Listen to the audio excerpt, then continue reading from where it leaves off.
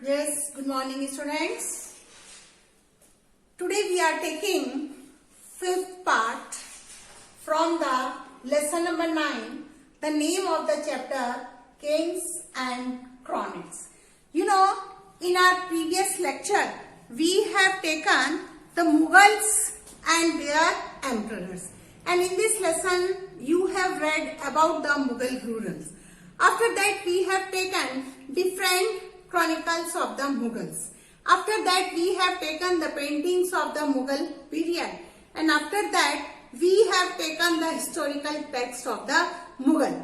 And you have read about the capitals and courts of the Mughal. Now student, today in our fifth part we are taking the Mughal household.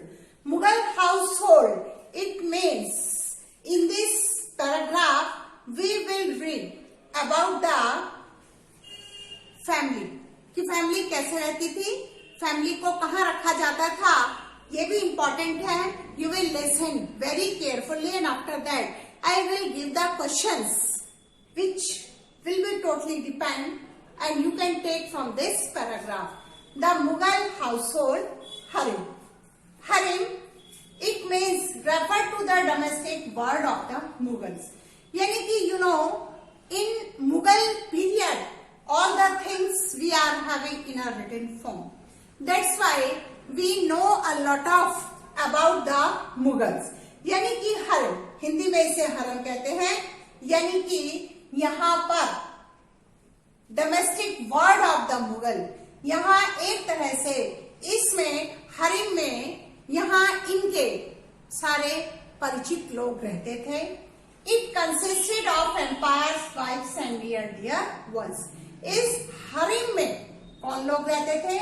यानी कि राजा की पत्नियां और उनके जितने भी रिश्तेदार होते थे वो सारे इस हरिम में रहते थे. Harem refers to the domestic world of the Mughal. क्या था हरिम? Harem consisted of the emperors, wives and dear ones. Now we are taking the second important term polygamy. Number 1 harem. हरिम क्या था? यानी कि इसमें जो एम्परर होता था, जो राजा होता था, उसके परिवार से संबंधित जो लोग थे वो इस हरिम में रहते थे. जनरली यहाँ पर लेडीज रहती थी, जेंट्स को परमिशन नहीं होती थी. राजा ही यहाँ इस हरिम में आ सकता था. समझाया. और दूसरा वर्ड जो हम लेते हैं पॉलीगैमी.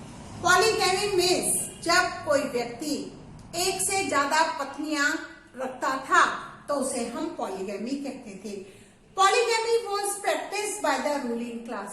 और इस चीज को भी ध्यान रखिए कि जो पॉलीगैमी थी वो केवल रूलिंग क्लास के लिए उसको परमिशन थी. जो और प्रजा थी, जो और छोटे सर्वेंट स्लेव्स थे, उनको पॉलीगैमी की परमिशन नहीं थी. तो polygamy was practised by ruling class.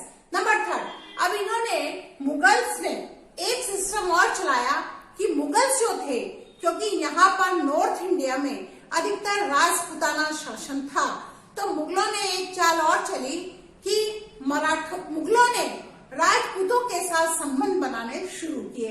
संबंध बनाने कैसे?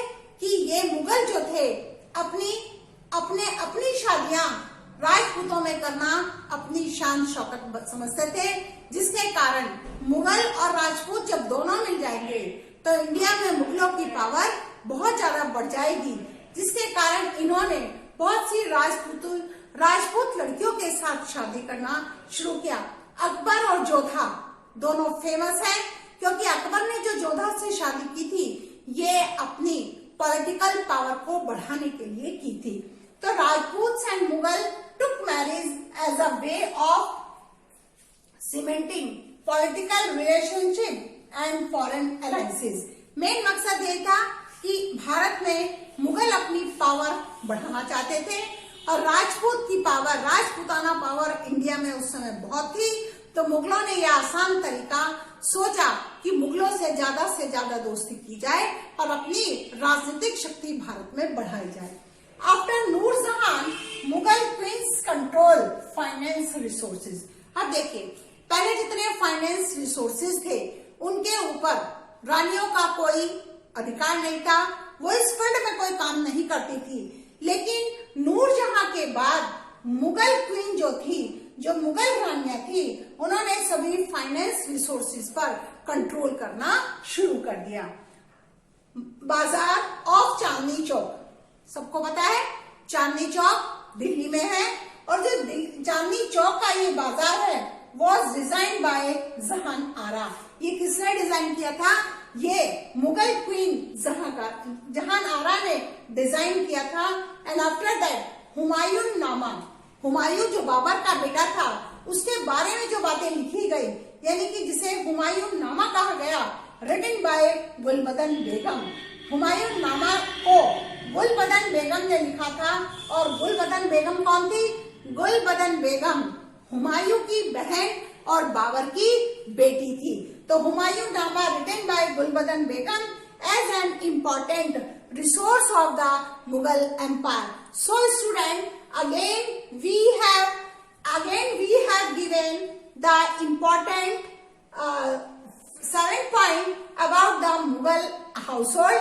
In this part you will learn harem, polygamy, importance of the Rajput and Mughals, you know Nurjahan, क्योंकि नूरजहां के बाद जो इनकी फाइनेंशियल पावर थी मुगल्स में, वो क्वींस ने संभालनी शुरू कर दी थी। In this paragraph you have know about the Chandni Chowk, who design it, जहान आरा, एंड यू नो हुमायून नामा किसके बारे में लिखा गया था? इसमें हुमायूं के बारे में लिखा गया था। किसने लिखा था? गुलबदन बेगम ने लिखा था। कौन थी? She was the daughter of Babur. Thank you students.